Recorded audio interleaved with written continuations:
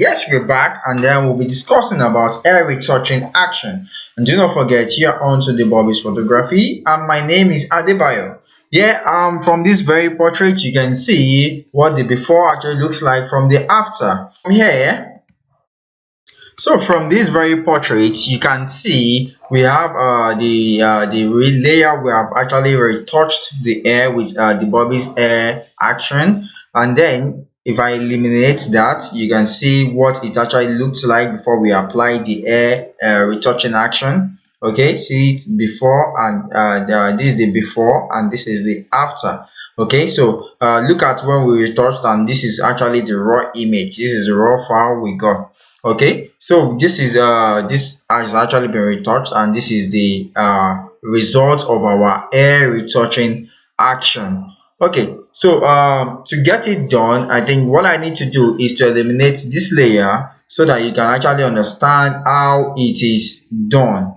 At this point, we do not need this the layer we have applied it on. That's the air retouching action. Okay, so we can remove that while we work on this. Okay, so what we need to do at this point is just to click on this and then delete it. Okay, fine, we've deleted that action.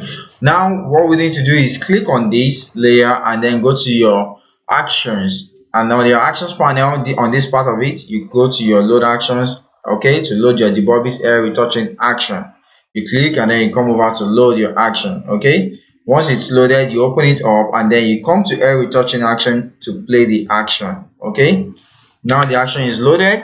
What we need to do now is to get started.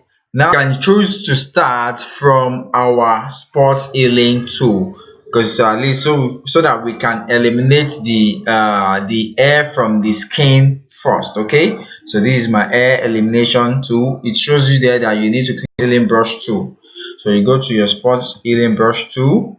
Okay, and then you zoom in to see clearly. Reduce the size of your brush. Start moving it on the skin where you have hair strands. Okay, you do that gradually. Okay, do that gradually. Then you keep moving on wherever you have hair strands. Take it on the layer. That's what you do on this layer. You keep doing it. You keep erasing with your spot healing tool, your spot healing brush tool. You keep erasing the spots, the hair strands. Okay, yeah, you can see me moving it on the hair strands on the skin. Okay, now I'm moving it gradually. Okay, you don't need to rush, you do it gradually. Okay, you do it gradually. Do not bother about the marks you are seeing on the skin. It will all be replaced, it will all be retouched for you to have that very fine skin. As time goes on, it will be done. Okay, so but for now, let's erase all the hair strands on the skin, and as you can see me doing that. Okay, I think I will need to. Okay, at this point you can check your before and after. Before, okay, and after. You can see the before and after, right?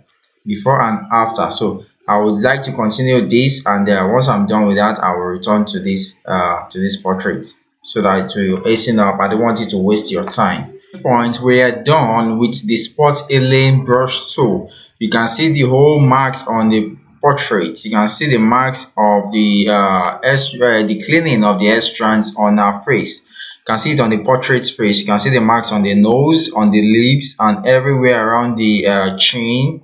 Okay, but never mind. Let's move on to our brush tool, the layer that talks about the brush tool. Okay, now what the brush tool will do for you here is to fill up the air spaces wherever we have spaces on the hair. Okay, wherever you have spaces on the hair, like around the hair, you can see spaces on the hair here. Let me show you. You can see spaces here. There are spaces there on that part of the hair, and then you can see spaces around this part of the hair as well. You can see it. Okay, and then look around here. You can still find some spaces, empty spaces around here as well. Okay, now you can look around here. There's space around here too. Okay, now would fill up the spaces by the use of our brush tool. Okay, now let's move on to the brush tool. Okay, Zooming in, let's start from the top part of the hair. Now let's adjust the size of our hair brush. Now the size of the hair shouldn't be more than your brush shouldn't be more than between 4 and about 6. Yeah, that should be okay for an hair strand. Okay, so zoom in and then look at this part here. Okay, you can select whatever color you want to use in filling this space. Okay, this is black, so I guess we have black here already. Or you can click there and select the color there, that's there, so that you don't have a mix up, so your hair can look smooth, shiny, and thick and strong. Okay, now let's use this color. You can see me moving it on the hair. I'm creating hair strands on the hair. Yeah, this is an artificial hair strand I'm creating. Okay, now let's zoom out to see what it feels like. Okay, can you see the before and the after?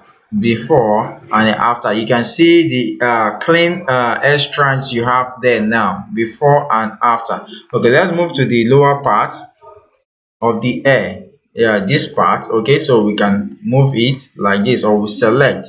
Okay, if you're not satisfied with that, you can select whatever color you want there, and then you start creating the hair strands. Okay, yeah, so we keep brushing in. Yeah, it takes time actually, but you have to keep creating it. Okay, yeah, you have to keep brushing with your brush tool.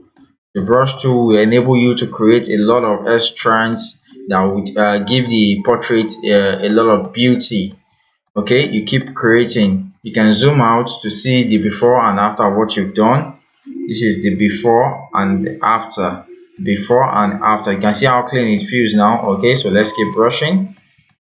So we're making use of the hair we're making use of the brush tool to create the artificial hair strands for the portrait. Okay, now you can see the before and after again, before and after. Now let's move over to this part here to create artificial hair strands. Okay, so what you need to do here is select the color that feels good here as well. Okay, that's a color there. Okay, then you keep using your brush to move to create the hair strands. Okay, keep using the brush tool to create the hair strands. You click and you drag, you click and you drag, you click and you drag, you click and you drag. Yes, so you have to continue doing that. It takes time. Okay, it's a gradual process. Okay, but you will enjoy whatever you have done at the end of the day. Yes. Okay, yes. All right, before and the after, before and after, so you can still fill it more with more hair strands. And do more of that to fill up the space there with more hair strands. Okay, you can do that as much as you can. Always try to take your time whenever you're working on your portrait. I am actually doing this as fast as I can just to show you how it works, so I might not be doing it perfectly at the moment. Okay, so you just brush it, you keep brushing, use your brush tool to create the hair strands. Okay, you can come over here as well. Always zoom in whenever you want to use your brush, so you don't create any mistake around there.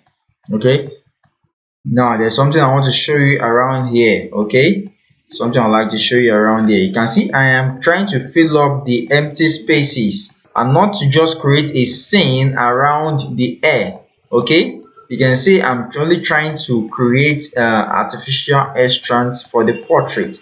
But now at this point you can see some hair strands as encroached on the background of the portrait. So what you need to do is click on the layer mask. Okay, and ensure your foreground is set to black and your background white. Okay, then you can size your brush, increase the size of your brush, then you brush through wherever you feel it has encroached on the background or the face of the portrait or the skin of the portrait. Can you see that? Okay, then you go back to your empty layer, and then with your brush tool you reduce your size back to about 6.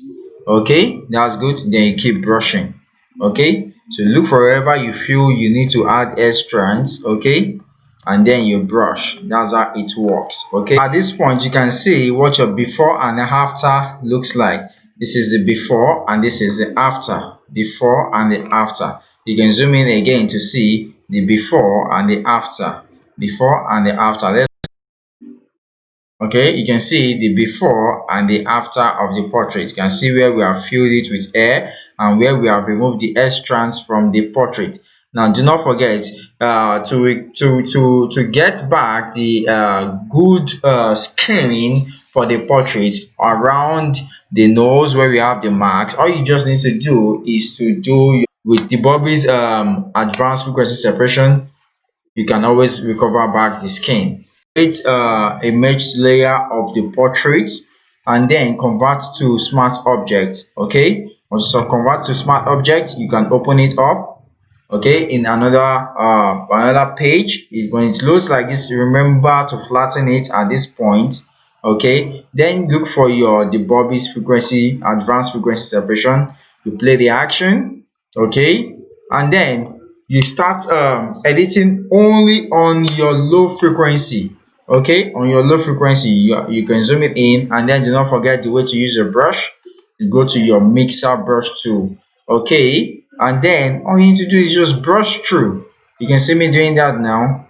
Okay, all you just need to do is brush through, and then all your marks will be gone.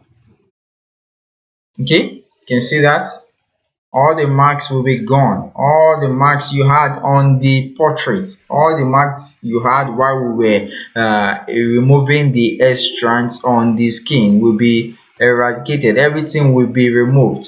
Okay, you can see it, everything will be removed. Everything. Just take your time to brush. You don't have to rush. Okay, on the lips there's an error somewhere there. You brush. Okay, you brush. Okay, wherever you have the hair strands, all you just need to do is to brush wherever you have the hair strands mark on the skin after eradicating the hair strands. Okay, all you need to do is to brush through it. Okay, brush through it, and that's it. Okay, continue doing it to perfection. Okay, and you get what you actually want. Okay, and that's it.